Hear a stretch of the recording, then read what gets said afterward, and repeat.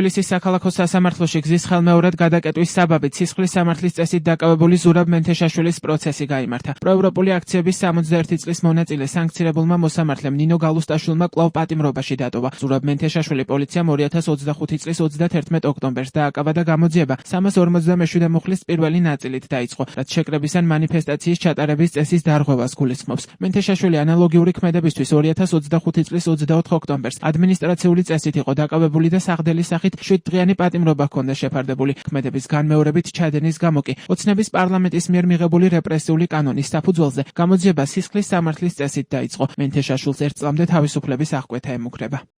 ჩვენ ვუთხარით კიდევ სასამართლოში დღეს საავტობუსო გზა არ იკეტება და ამიტომ ადამიანებს არ აკარბენ, იმიტომ რომ დღეს აკარბენ უკვე ტროტუარზე დგომისათვის და ის საფრთხე რომ ზურაბ მენთეშაშვილი შეიძლება საავტობუსო გზაზე გადავიდეს, რეალობაში არ არსებობს და ამ შემთხვევაში სასამართლოს აქვს ბერკეტი იმისა, რომ დაავალდებულოს ზურაბ მენთეშაშვილი დაუშვათ კონკრეტულ დროს, კონკრეტულ ადგილას მისვისგან თავი შეიკავოს. თუმცა სასამართლო რა თქმა უნდა ჩვენი მოთხოვნა არ დააკმაყოფილა, იმიტომ რომ რეალობაში აქ სამართლის საფუძველზე კი არ გვაქვს შეხება, არამედ ეს აბსოლუტურად პოლიტიკური აქტი. ზურაბ მენთეშაშვილი ადმინისტრაციული წესით დააკავეს 31 ოქტომბერს საღამოს საათებში, ხოლო მისი სისხლის სამართლის წესით დაკავება ხდება ზუსტად ერთ დღეში 24 საათის გასვლის შემდეგ ფაქტობრივად 1 ნოემბერს უკვე ღამის საათებში.